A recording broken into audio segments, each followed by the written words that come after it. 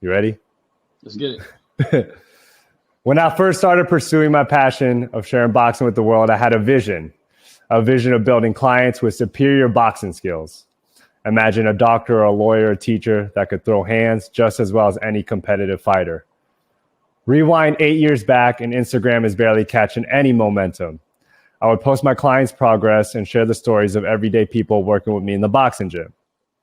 I come across this account, a trainer holding mitts for this female who I sure was a fighter.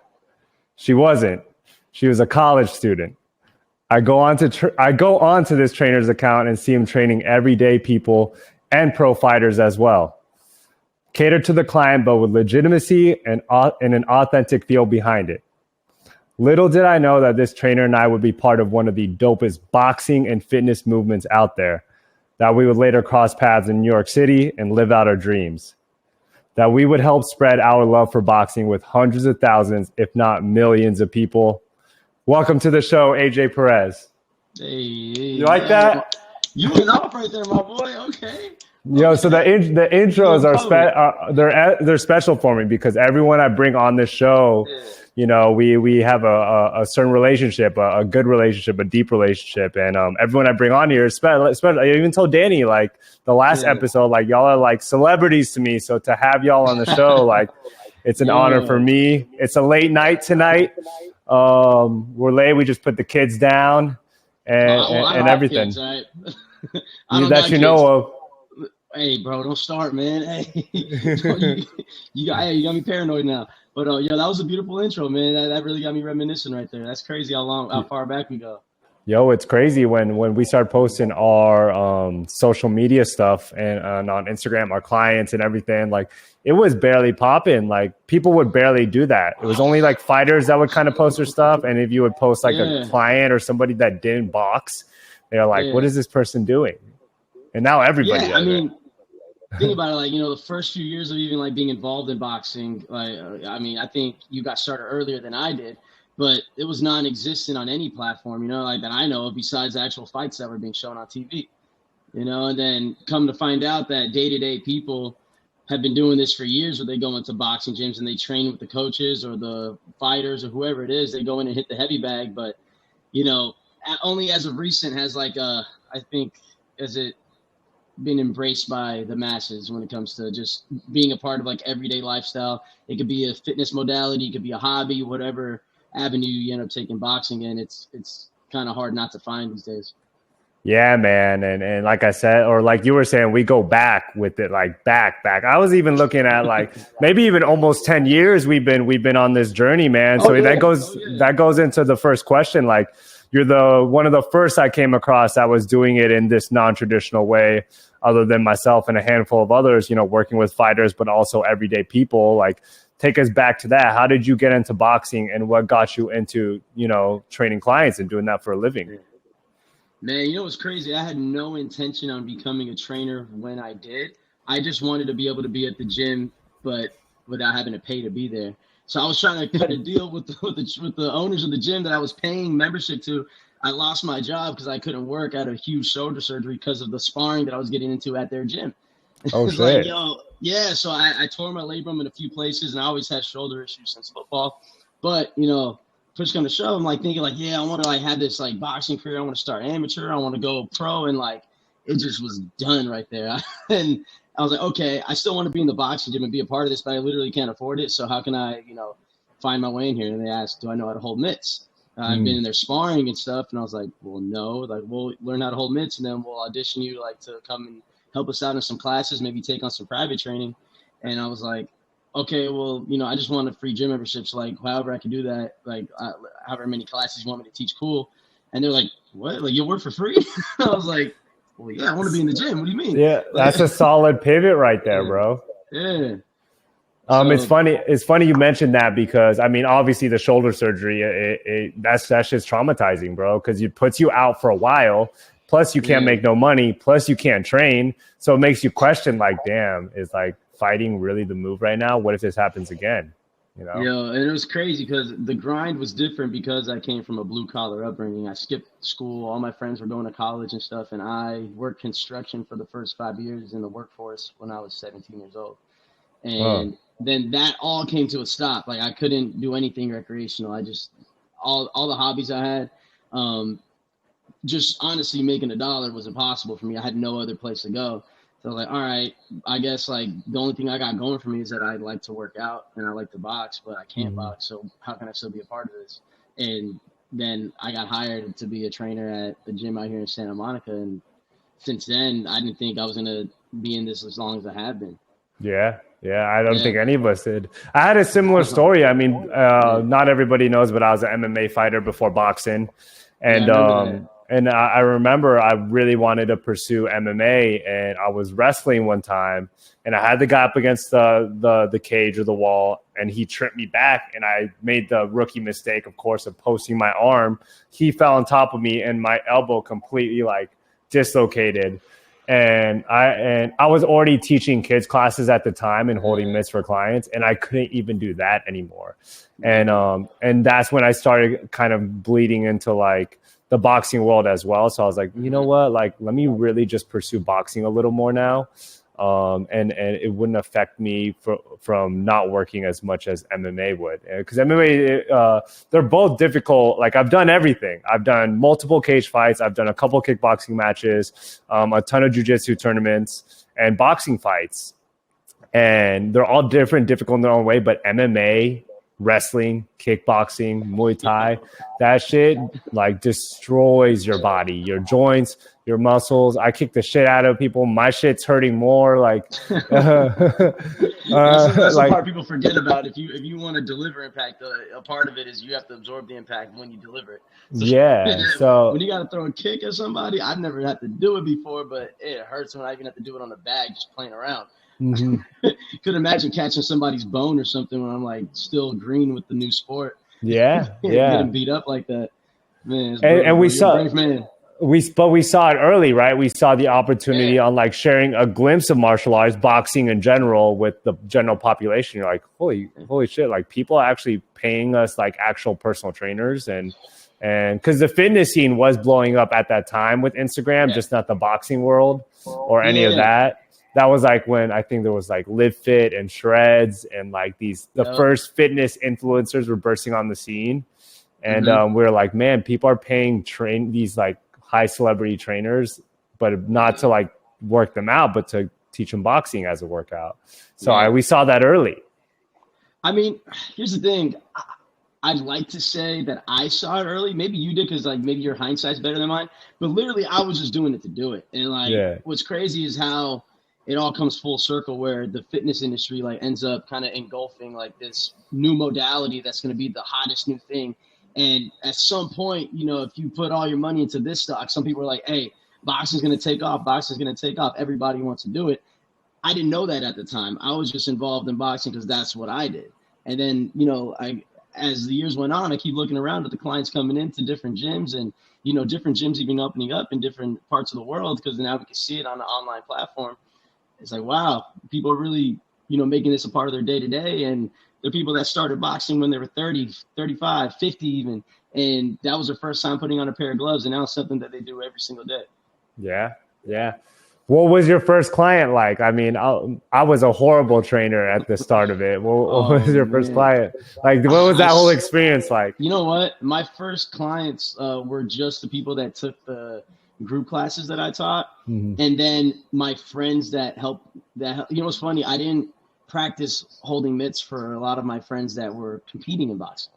I was like, hey, I need practice holding mitts for like real people who don't know how to box. And I need to practice like the verbiage on how to communicate what I need them to do because I didn't know how to do it. It's funny. You don't realize that, all right, you could have been spending like 5 years, you know, sparring every day in the gym, training every day, maybe taking amateur fights. And then you go into training somebody, trying to communicate to them what needs to be done is a completely different avenue you're going down now. And I was so caught off guard because it was extremely difficult to do. I was like, yo, hold on. I thought like I'd be able to communicate this a lot easier, but then I never stepped into the position of a coach or a trainer or whatever it is. And I think that helped me out a lot is the first few clients that I trained were people that never put on gloves before, and they were my friends, and they were training with me for free because I needed to practice. And to be honest, I still have sessions like on a weekly basis where it's because I want the practice. And I think that whatever piece of clay you are. Like from my standpoint as an artist, I'm like, oh, this is going to be clay that I want to mold into something. And I feel like I can help you along your journey if you're trying to be a boxer, whether it's a professional level, an amateur level, or if it's you're doing this recreationally. And that's I want to point something out right there, because that's super dope. You mentioned that, like an artist shaping their clay and making art out of it. And that's what makes you a great coach. That's what made you catch my eye on social media when you were shaping these everyday people to be great at boxing. Is you took it from that perspective, like an artist shaping them and understanding that every piece of clay is different. A great coach. Yeah. Not just has the knowledge and experience, but a great coach is a great communicator, and a great coach. And I hope a lot of the boxers that watch this podcast know that you can make a great living becoming a boxing coach to the everyday people. You don't have to just train fighters. Like AJ and I, we made a great career out of it and make great livings off of it because we learned how to adapt and pivot as coaches. So that's something that's super dope. I'm glad you pointed out. You don't train, a doctor who's coming in to pay you for an hour session to learn boxing the same as you would a fighter. Absolutely. You train both. You train professional fighters, you train everyday people. Like, you still want to teach them authentically and you still want to teach them the right way, but there's a different way to communicate. There's a different energy you put out. There's different authority you put out, and that's what makes us good coaches. And I'm going to say that, like, not in a cocky way, but in a confident way. We are great coaches because we could teach in a group setting, a fitness setting, a one-on-one setting, and a fight setting. Like, and you could, define a good coach differently. But in my opinion, a great coach can communicate their knowledge to anybody in any way.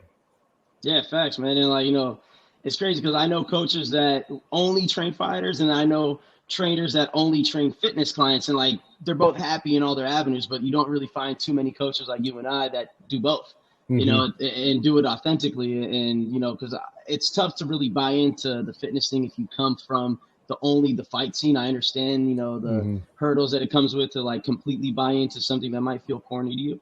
But at the end of the day, like if you're good at it, then it's going to show and you're actually going to enjoy what you do. And it deserves its own level of respect. And like, man, it's crazy that you point that out. But when it comes to like the clay thing, that saying I actually take from one of my friends who only trains fighters and high level fighters, right? He's like, yeah, like that fighter's good clay. I heard that once out of his mouth. And I'm like, my buddy Wally might be onto something here with this whole thing, shout out to Wally. We got to get him on the show because he is. Shout out to Wally. Wally don't give a fuck about social media and shit, but the world needs to know how great of a coach he is. And what you and I talked about is like, it's hard to find a good coach, a person that sees the little details in a client or a fighter and knows how to drill and get them to move a certain way. He's one of them. He sees, shout out to Julian Chua too at Brick House, another great coach that we're going to get on the show soon too. Like, these are the next generation of Hall of Fame coaches, and it's cool, like to watch them do the thing. Young coaches, like telling these guys at the highest level of their respective sport and guiding them through an entire training camp, and then cornering an entire fight and having their fighters be extremely successful. And these fighters go looking for them, which is crazy. It's like, there's fighters and managers that can go to any gym in the world, and their fighters are that talented, and they're like, oh, we got to go see a Wally, we got to go see a Julian Chua. Like, those are top guys on the list with great names like Freddie Roach, Buddy McGirt, so many coaches you continue listing just in the city of LA. And these guys have the respect of like, oh my God, their brains just operate at that same level. And from a perspective of like any day-to-day person, you look at, any coaching level, it's like, all right, there's an obvious difference from the high school basketball coach than there is to Steve Krzyzewski. All right, that's the guy who coaches the Duke, team. And the Duke. All right, so that guy with the X's and O's might not have been, for lack of a better term, like the best athlete, right? Might not have been the best guy. You probably can't even slam dunk a basketball, but when you give the guy a pen and paper and make him draw out the X's and O's, he's the best in the business. And it's funny because like all like the coaches that I know, like they didn't ever even like at some point the hurdles that life provided for them caused them to not turn professional as fighters. They might have gone amateur and then injuries or whatever catalyst it was that, shifted their career to being coaches, they got a head start. And now, into their early 30s or, late 20s, they're well recognized in the fight scene, which is crazy. Oh yeah. And I think what separates them as great coaches is yes, they have that attention to detail and they see certain things, but they were surrounded in that environment. So all the other young coaches out there, or even, fitness family out there that's trying to step into this boxing realm, like, no, you still got to be in it. You still got to train for real. Like even you and I, we may not be active competitors now, but we train every day. We're still in this environment every day. And you said something earlier too, is the boxing world going in the fitness world and the fitness world going in the boxing world. I think that's the key right there. If you want to do both, you got to be able to go to both sides of it. And so for the boxing coaches out there listening that want to make a better living and want to start training clients and getting paid more like a fitness professional does, like boxing coaches, you have to step into the fitness world. And for the fitness people that want to start coaching boxing, even if it's just in a fitness setting, y'all got to step into the boxing world as well. It can't just be one-sided unless you want to be mediocre with it. Exactly. I agree 100% because, like, you and I both have worked, on both sides of the spectrum for years now, and we've seen extremely high-level boxers come in and try to do the fitness thing and not have any clue what to do, which is fine. And then you're like, okay, now you start to see, wow, this person might have had all these accolades as a fighter, and they step into the fitness scene and they might struggle a little bit. I'm telling you, it's a whole new thing to learn. It's a whole new thing to involve yourself in, and vice versa. You see a person who, like, only likes to be in the fitness studio and this, that, and the third, and they feel like the toughest guy at, their local boxing class or hit and miss with their trainer. Then you put them into the boxing gym, and it doesn't really correlate when it comes to sparring or a competition setting.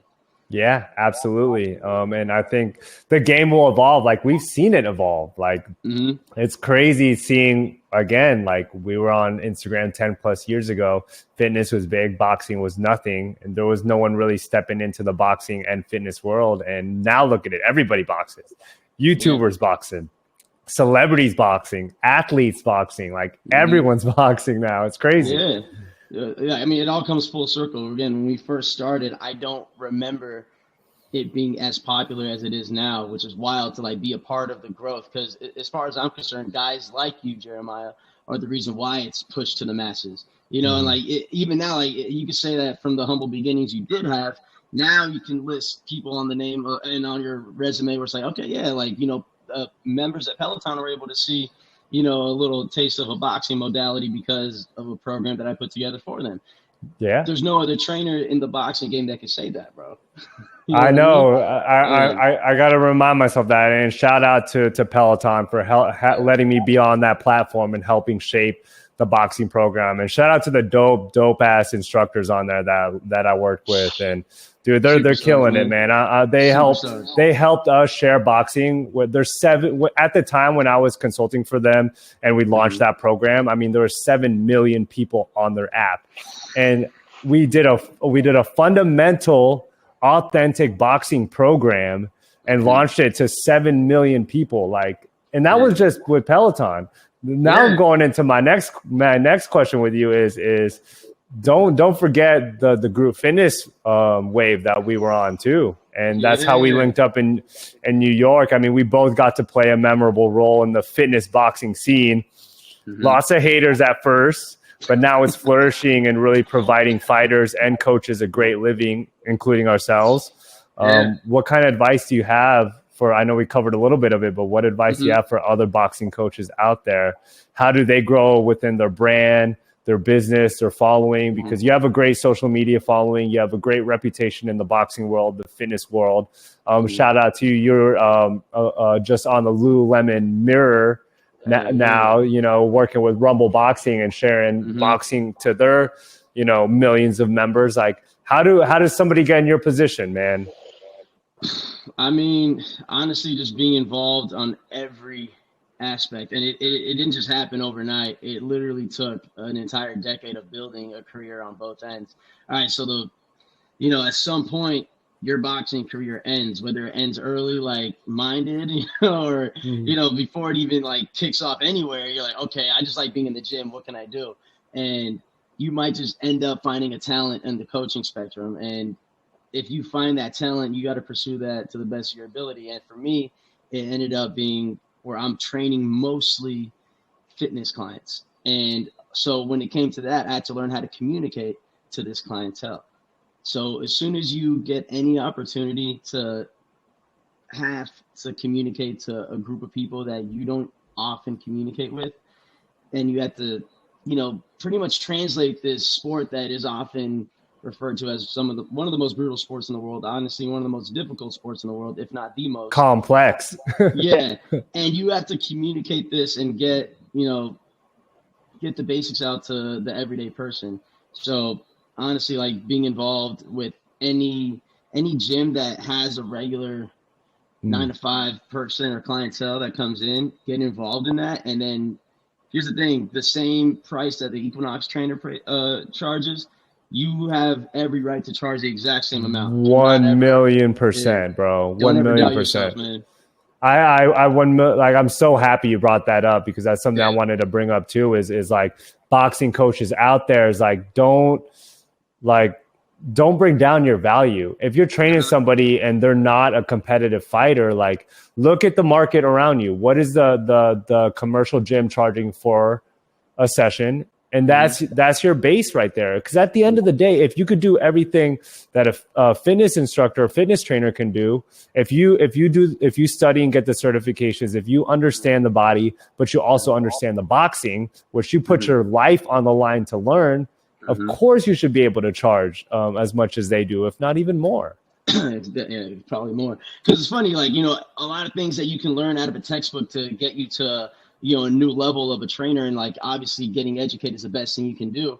You can learn that out of a textbook. Like I've done the certifications, I've done the workshops, and that was like probably the first 3-4 years of my career. I had my gym actually paying for me to attend a lot of workshops, get a TRX certification, get a kettlebell certification, get a powerlifting and barbell certification. These are all separate workshops outside of the textbooks that you can learn from. But when it comes to the boxing thing, there's only one way to learn this.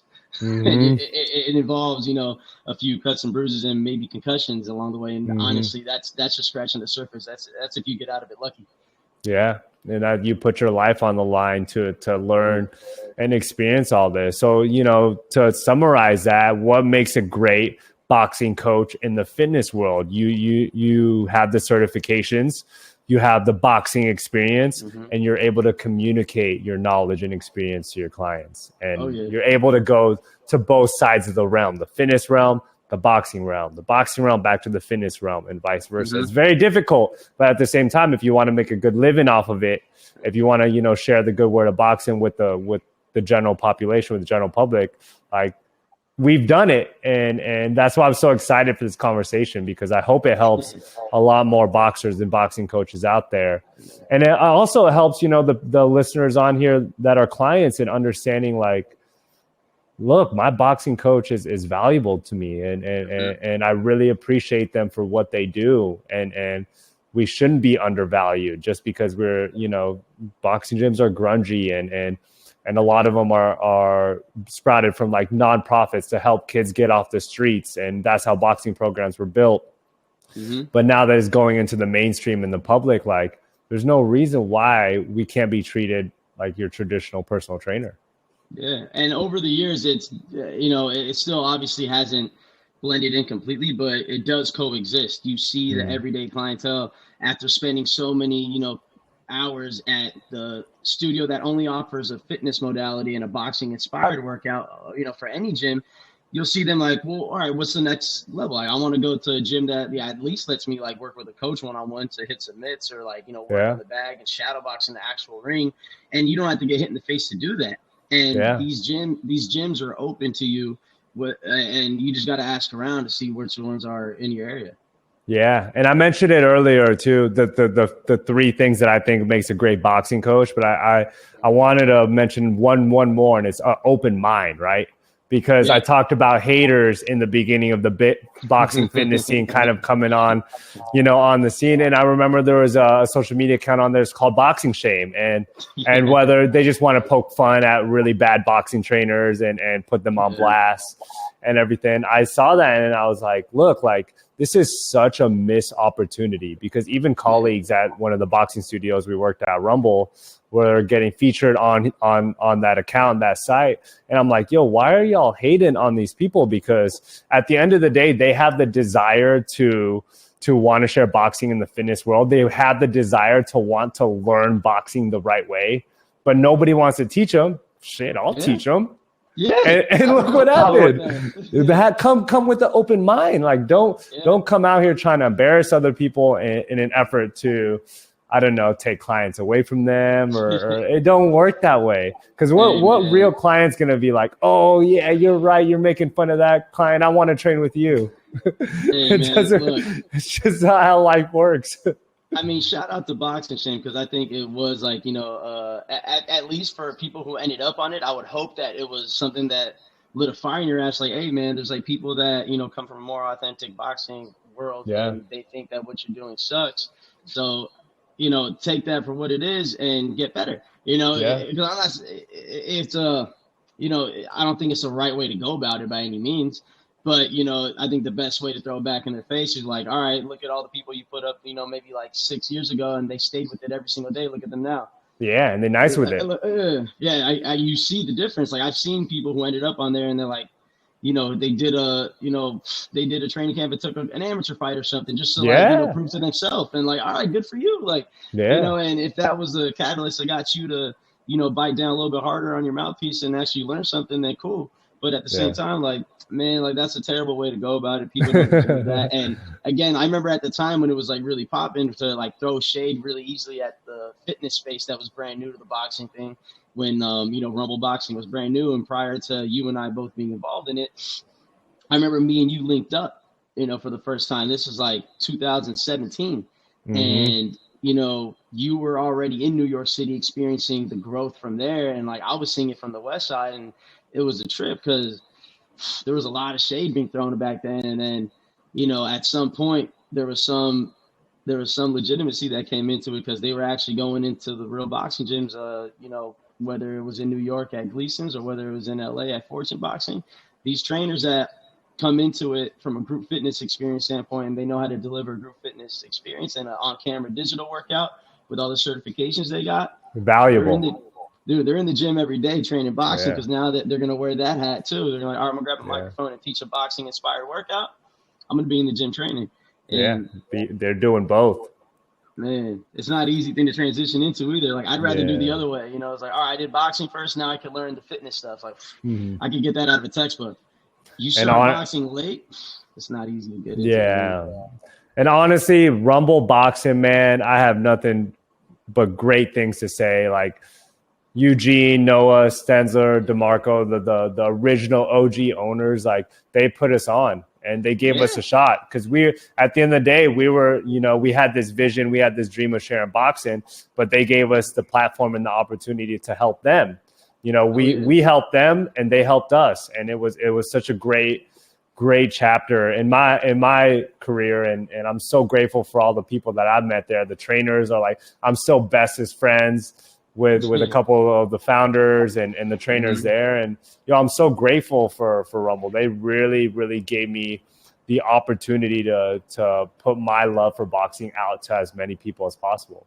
And all the other companies that I continue to work with, I'm grateful for them, because you can't do that shit alone. And nobody wants to work with a hater. Like, you want to come at everything with an open mind. And even at like 10 plus years in the game, like, we're still open to doing more. Like, the stuff we can't talk about now, but there may be some great, things we do in the future with boxing still, Oh yeah, no, I mean, that's the thing, it's only getting started. Every time I come into it, like, damn, I'm barely getting started. Damn, I'm barely getting started. Everything's a new chapter. I didn't think I would end up, starting from where I did. Like, to me, it was crazy to like see guys like you and me getting involved in the group fitness space. That's still crazy to me, like, to step in and grab a microphone and still do it and lead a group fitness experience and be in competition with companies like Soul Cycle and Barry's Bootcamp, because at the end of the day, like, I'm on the same tier as these people that are elite in their respected platforms that they get to deliver their workouts from. This is just my modality, and very lucky to be able to do boxing. But let alone being in a digital space and doing it too, is like, wow, like I've seen trainers like, I don't know, like Billy Blanks from Taibo do this gig and like have a camera on and do a whole workout. And I never would have thought when I first picked up a pair of mitts, and that's, you know, where the future was going to end up. Yeah. And that's you now. And it's evolved and shaped so much. Who would have thought, you know, it went from like holding mitts for our clients, posting it on Instagram, to teaching these packed out group fitness classes with Rumble, to a consultant for Peloton and helping them put a boxing program together for their millions of subscribers, to you being a boxing instructor on the Mirror and sharing it with millions. The possibilities are endless. And again, open mind, experience both sides of the spectrum, you know, be able to communicate your love, your passion, constantly refine your skills as a coach and a boxer, like simple things through consistency throughout time. Yeah, well, it's funny because, like, you know, when you bring up like the hate that it first got, obviously it comes from a position of being extremely close-minded, and maybe at some point you were that person. I know for a fact that maybe I was too. Like, dude, I don't want to do this. Like, I'm not a group fitness instructor, man. I'm a boxing trainer. Like, I don't understand like this concept. Little did I know that there was a lot to learn from these people that knew how to make a business scalable from a fitness standpoint.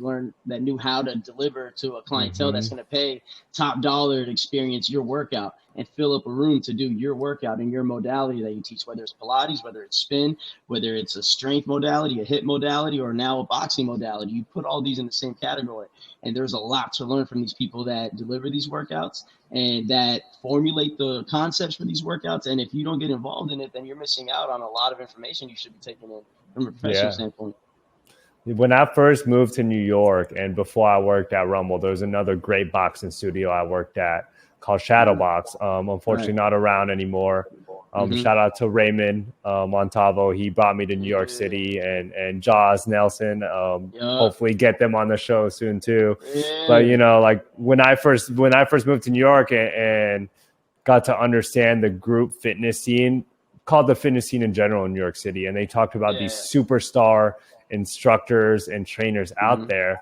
I couldn't believe the impact these people were having, bro. Selling out classes like Monday morning, the schedule will launch and every class is booked out, and digital fitness has its, you know, has its shine, but in-person fitness too. And back then, and it may not be as popular now because of the whole with the COVID and everything, and digital popped off. But back then, like for people to pay $45 to like sell out a class, 60 in a room just to be in front of you, to do a workout with you and let you lead them for that hour in New York where everyone's busy as hell. Like that shit was impressive.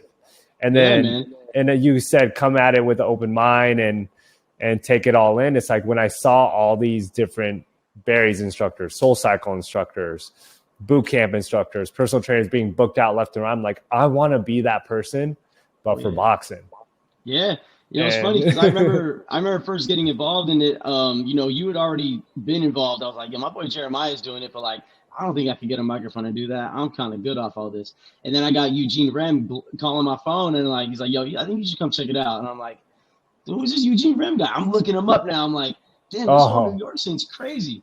And like, you know, this guy's you know, he's the real deal, and he's launching this thing and it's making some noise. And you know, I had no concept of what even group fitness was because I had never been to a group fitness experience, never taken Soul Cycle, never taken Barry's, never taken any group fitness concept. I literally only know the big box gyms from fitness and then, you know, the boxing gyms that are out here in LA. I never really left.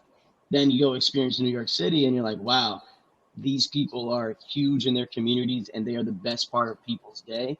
And, you know, after that, I started like taking all these classes and learning from these people that are doing this with their respective modality. Again, I'll take a Pilates class. I'll take a yoga class. I'm like, yo, who's your favorite instructor over there? Oh, yeah, they teach bar. I'm going to pull up. And then I'm going to learn something, too. And because at the end of the day, I got to deliver to this same clientele. These are 9-to-5 workers, whether their favorite modality is going to be boxing or their favorite modality is going to be Pilates. There's going to be an avenue to deliver a workout to them in a professional manner.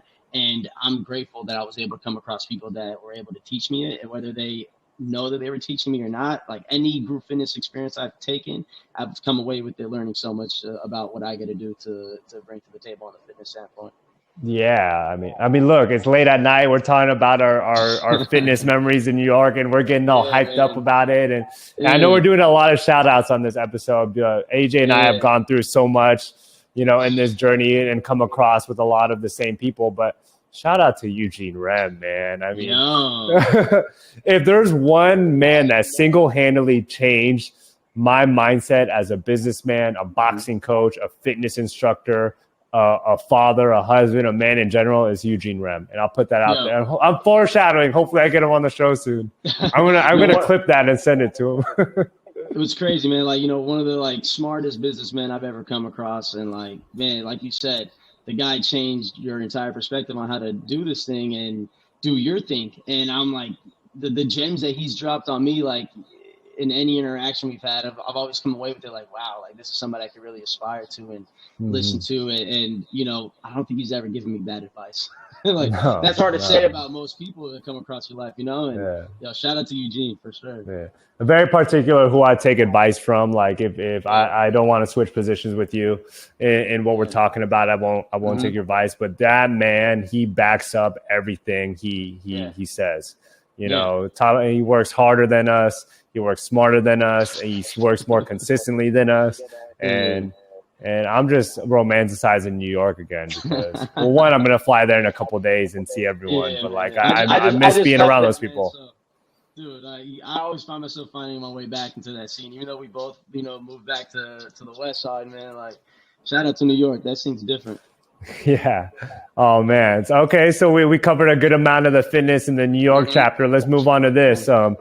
You were in London cornering, helping corner Face Temper with Wally for that big fight. What are your thoughts on the YouTube social media boxing scene? Valid or not? Tell me about your experience about it, because you get the behind the scenes of it all. People get just the conspiracies. They're being paid to lose, and it's this. They're pulling punches. This they're all talk.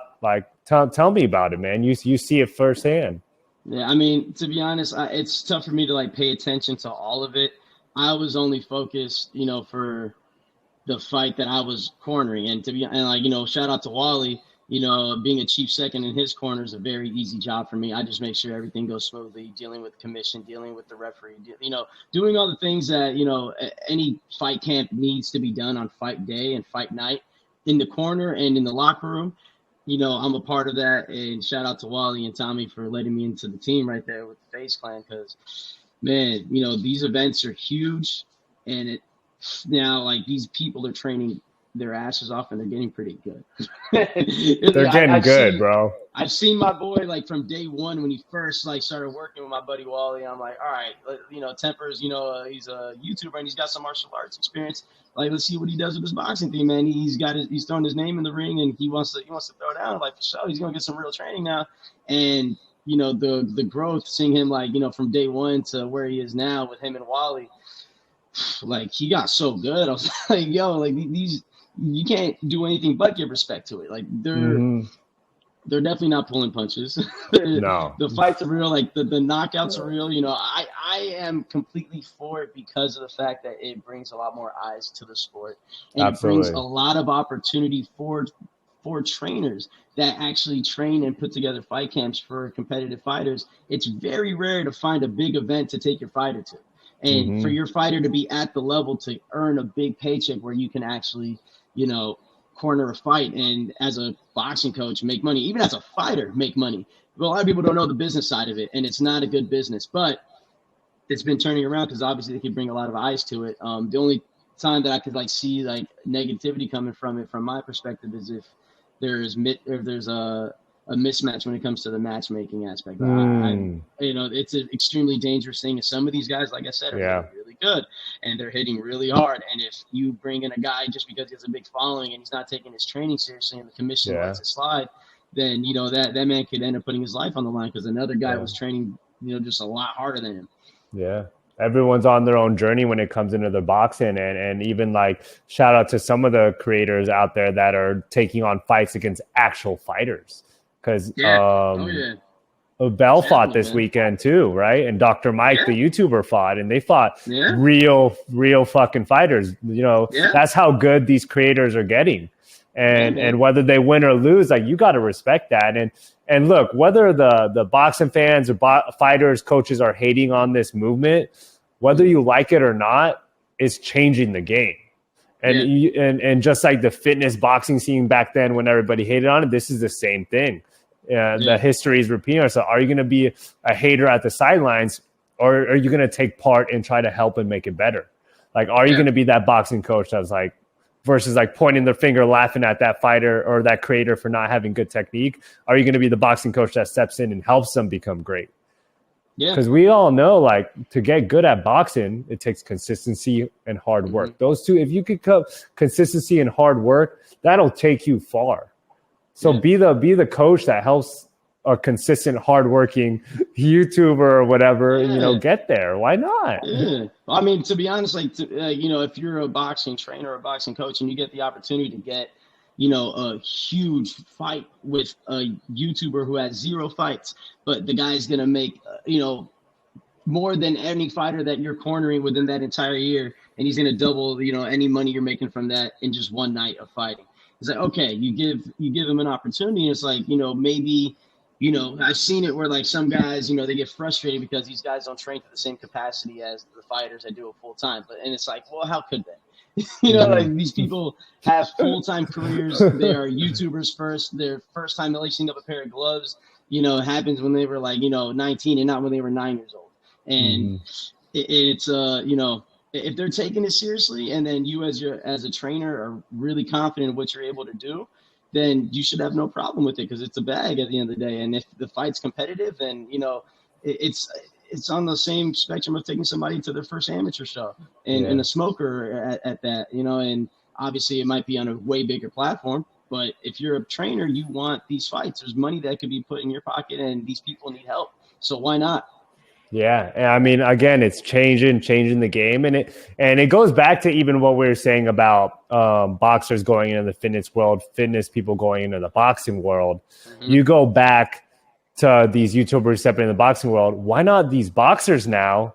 You take some from the YouTubers and start logging your training, start creating content off of your training, and start building your fan base up through social media, and that way you could get a bag and get paid and get put on those big shows. It's like too many people will sit outside and ridicule these people for doing the YouTube thing and the YouTube boxing and supporting it. Like, take a page out of their book, adapt, and do it your own way. And I think that's a good way for fighters now and you start to see, I've been seeing a lot of fighters taking over TikTok, almost like the Ryan Garcia blueprint, right? Yep. And like you see, like, you know, you're able to put more butts in the seat when you're a popular fighter. At the end of the day, that's what it comes down to, you know. And obviously you want to be as talented and as skilled as you can, and, you know, being the, you know, have the best resume possible if what you do is fighting professionally. But at the end of the day, there's some marketing aspects that are going to give you better opportunities and are going to give you a path to, you know, being put in a position to get the most out of the short career that is a boxing career. Because whether you like it or not, you still got to live the rest of your life from the day you retire after. So, you know, how much money you're going to make as a fighter. And you're going to can't fight forever. You can't. At the end of the day, nobody can beat Father Time. So, you know, at some undefeated. point, undefeated. Everybody's going to take that L at some point. Even today, do I want a 3-mile run and I'm going to pull the hamstring? I'm like, no. Well, you and I will stick to the Pilates classes, man, and the yoga classes. I will not tolerate any disrespect when it comes to Pilates, my boy. That thing's hard. You be on a performer like this, bro, and like you be hold on a plank all of a sudden is the hardest thing you've done that day. And my little sister is a Pilates instructor, and she's been inviting me to class or even do a private with her, and I'm like, I've been ducking. I've been ducking. I got humbled. I went on a first date to a Pilates class, not knowing anything about it. I'm only thinking like, yeah, it's probably, it's what like, soccer moms do. Let me pull up, show them what time it is. I'm the only guy in class, but I'm the one who's getting ran around. They're running circles around me. I'm getting burnt out, holding a plank, and I'm like, this reformer's different. Oh, I never felt like this, and I left with my abs like more sore than they've ever been in my entire life. Amazing. Yeah, again, having an open mind, man. That's the theme of today's conversation is do both. Like be part of both. Be open to doing both. Yeah, 100%. I mean, that it's funny because a lot of the knowledge I do have in the fitness space comes from other people that are experts in their field, whether it be CrossFit, whether it be kettlebells, whether it be TRX, whether it be working with clients that are elderly and they only do physical therapy. Like these are really smart people that by the book understand kinesiology, understand the lymphatic system, understand so many different things that, that is the fitness and wellness community. And, like once the doors open for me in that spectrum, I was like, wow, like as a boxing trainer, I belong right here with these people. Mm-hmm. Well, boxing is that popular now, which, I hope people recognize that we helped it get to that. Hey man, get to that stage. Whether they do or whether they don't, at the end of the day, we still gonna be up here shining, so they're gonna see us at the top regardless. That's a fact. Well, so I mean, the writing's on the wall, but where do you see the future of boxing now? Well, I mean, I just see it being right where it is now, where it's continuing to grow. Because I think for a brief period, as UFC got so big and the sport of MMA got so big. That a lot of the business side of boxing ended up, taking a big hit. You say like if there was one sole company that was boxing, that the stocks were down for, at least a decade or so. And, the more popular sport now is going to be for a combat sport, for a fan to watch is going to be in mixed martial arts. But when you come from a position of like, all right, like here's a new way to look at boxing. Like, there's going to be these YouTubers lacing up gloves and they don't want to, do it in the MMA thing. They were trying to do boxing. That's kind of what's hot right now. And then from a fitness standpoint, this modality is here to stay. I don't know if you know this, but like these gyms are opening up by the dozens in your area. Like, I don't know what to tell you. Like they're going to be there. And people are going to take the classes and people are going to do the workouts. And then I've seen people that have done their first boxing experience putting on a pair of gloves in a studio or in a gym that didn't have any fighters, didn't have any sparring. And they, at some point, found another gym and they got the sparring and they turned into the fighter. They got an amateur fight. They've won tournaments, and like their first day wasn't in a boxing gym that was grungy, that would have people getting concussions in it. And they've navigated themselves into, adding boxing to their day to day. So, I see boxing continuing to grow, and, whether it's going to be on a digital end, whether it's going to be from, the YouTubers, like, really making some noise. And then, because what you'll start to see is like on their undercards, they got some really talented boxers and then their followings growing up. So, man, boxing's only going up, man. The stocks rising, and we're part of that growth. To paint that picture for everyone, I mean, visualize this again. And to recap what AJ just said is like a male or female steps into a group boxing fitness studio class. First time ever being exposed to it because of it's accessible through these workouts now. They fall in love with boxing. They go from the group fitness studio class to a traditional boxing gym. They go from a group fitness class to this traditional gym with a trainer. They start doing mitts. They start doing bag work. They start shadow boxing. They start doing drills. They take a fight. They take an amateur fight. And we've seen this firsthand. They take an amateur fight, which may turn into a professional fight, which may turn into us, a coach. Yeah. And they turn into coaches and they share their love and journey with others. And then they share it with another thousands of people and then they sprout up. And that's how the game has changed and come at it with the open mind, y'all. Like that. We've seen that evolution. Yeah, man. Well, let me ask you, Jared, what do you see yourself growing with this boxing coming up in the future, man? Like you see yourself really sticking with just the fitness stuff that you got going on and then the social media stuff, or do you see yourself like, stepping into the, the Julian Chua role or the, the Wally role where you're just training fighters as well? Yo, that has always been an end goal for me is to train fighters. But I think for me, I'm in a different chapter now. I'm in the chapter where, I still want to get one professional fight in there. I fought close to 20 times amateur.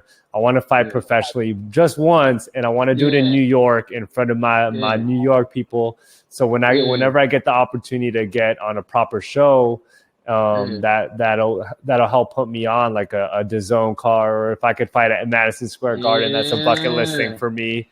And then once I go through that and build up the content behind that, because I'm watching, I'm evolving too. Like I'm seeing what the YouTubers are doing, step in the boxing world. I'm trying to step into their world and create content to help impact people, not just through workouts. I still do it in the fitness world and through workouts, but I want to do it through the general population, through the content I create. Hence why I do the podcast and share, the stories of people in the boxing world, and, build the content, maybe get that pro fight in. And when I'm satisfied with all that in the career spectrum of it, I just want to give all my time to, helping, kids come up in this and fighters come up in this and be in that grungy traditional boxing gym. I want to go back to that. I want to end there. I want to open multiple, and because the more boxing for everyone, the better, in my opinion. No, that's crazy, because like if anybody should get a shot, like having a promoter like hey, you get this guy a 4-rounder, he's gonna put some butts in the seats early on the night, right? Oh yeah. His name's Jeremiah. Yeah. You're gonna, it's guaranteed. I don't know what to tell you. Like my boys put butts in the seats in that city, for years. People are gonna show up, and they're gonna show up early, which is really hard to do. You go to watch these 4-rounders, these 6-rounders, where a guy has a professional debut or they're having their second, third professional fight. There's nobody there. Yeah, and I never talked about this. People saw me training heavily back like a few months ago, back in May, because I wanted to pursue that, and I was actually in talks with somebody at DAZN, and I was like, "Do you have anything in New York?" And coming up with we won't have anything for the rest of the year. So I kind of pulled back the train. Like, I can't be sparring these high level guys, getting my ass kicked, getting ready for fights through the year. So, we'll make people don't see, man. Yeah, we'll get back after it when there could be a proper show at that. Out of all, I forgot to ask you this. Out of all the YouTuber, who's the best one, most skillful one? Let's get it on the record.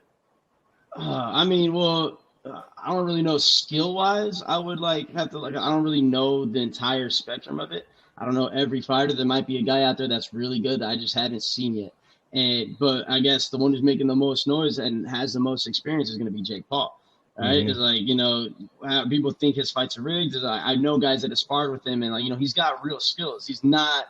Oh, he trains for real. Yeah, you can say what you want about the fights that he takes, and him not fighting, a traditional boxer who's around his same age and same experience level. But I think you'd be surprised how he does against a lot of those guys.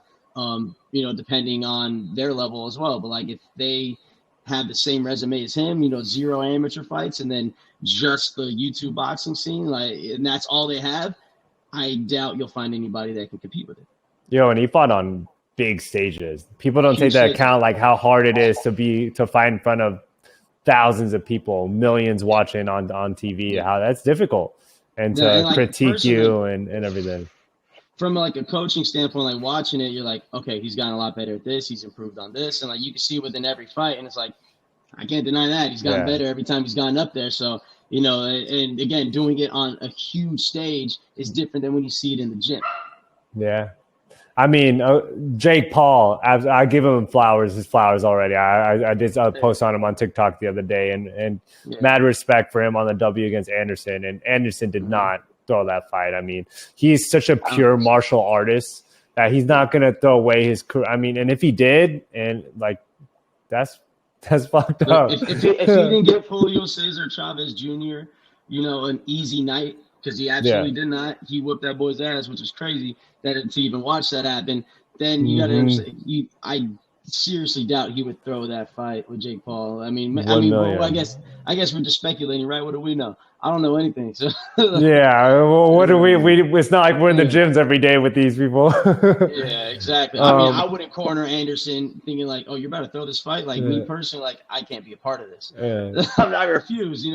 So I would hope that his team, and I think he has a really good team around him, they're gonna be like, they came in trying to win, man. Like, why not? You know, but still, just show him his love, give him his flowers. You know, like a fight's a fight. I don't know why people take it so personally and get so offended based on like, you know, where somebody first started their boxing. It's like, I don't give a shit. Like, I'm trying to watch a fight, you know, like I'm gonna be honest about watching the fight. Did you win or did you lose? And like, that's what boxing is at the end of the day.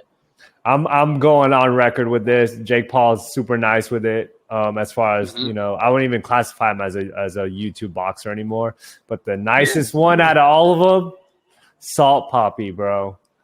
Have you seen Salt Poppy? He got hands. Yeah, he's really good. He's actually really good. I would love to see a fight between the two of them at some point. You know, Salt Poppy can crack and like Southpaw. Yeah, like, he was can move, mismatched in his last fight. Extremely mismatched. Oh yeah, that was fucked up. That was fucked up. I met him in passing because there were so many promotional things going on that week when my guy Tepper fought on that card, and I didn't watch any of the fights. I'm in the locker room, like only focused on Tommy's fight, and I remember going home after like watching like, you know, this kid perform, and I was like, oh man, this guy, like, he's nice. You know, he's pretty good. I was like, he give me problems, bro. 100%. Like, yeah, I'd have to like really bite down and like, you know, do this thing because this guy can crack, you know, and yeah, man, and he's lost a lot of weight too. Like, you know, I know you got to give him his flowers. That's your people's right there, you know. Yeah, Filipino family. I got to. Let's wrapping this up, man. This was a great conversation. What's boxing taught you that you want to share with others? Boxing has taught me one good lesson. So one thing about boxing, in order to be really good at it, okay, like when you start to find your groove with it, once you're like having your first few sparring sessions, you're hitting the bag, you're doing this. One thing that's really difficult to do is remain composed when you're getting your ass kicked. Right. And so I remember those times where I had to like cover up and bite down, and I have a guy who's a lot better than me beating me up, and he's not showing any mercy. And if you panic in that moment, it's not going to end well. Yeah. But in order to increase your odds to actually finding your way out of this and getting at least out of it without getting dropped or hurt too bad, is remaining composed. So that lesson that I learned in boxing, I apply to everything I do. So like, as long as, no matter how stressful anything gets, because I don't care who's punched me in the face, whether you've been a world champ, a national champ, you've never kicked my ass as much as my own life has. And when life is kicking my ass, I got to remain composed, and I got to bite down on my mouthpiece, and I got to grind. So that's a damn good lesson. Composure, the ability to operate at a high level under a lot of pressure, and that translates to shit outside of life easily. So yeah, man, 100%. Oh man, episode 5 in the books, ladies and gentlemen. AJ Perez, dude, great conversation, man. We gotta do a re-up another episode later down the line and see where things at. And it's only the beginning, brother. Thank you for coming on the show. What? Nah, man. Thank you for having me, man. You're a legend in the game. Wait, how do people find you? Social media wise, AJ, what's it on Instagram?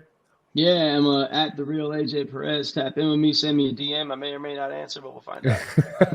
On Instagram, and you got TikTok as well. And if you want to work out with them, you can work out with them on the Mirror app. You can work out with them at Rumble Boxing in West Hollywood, or when he's in New York City. Just hit him up, train with them, get some good content out of it, make some memories. Appreciate you, brother. My man. Thank you, Jeremiah.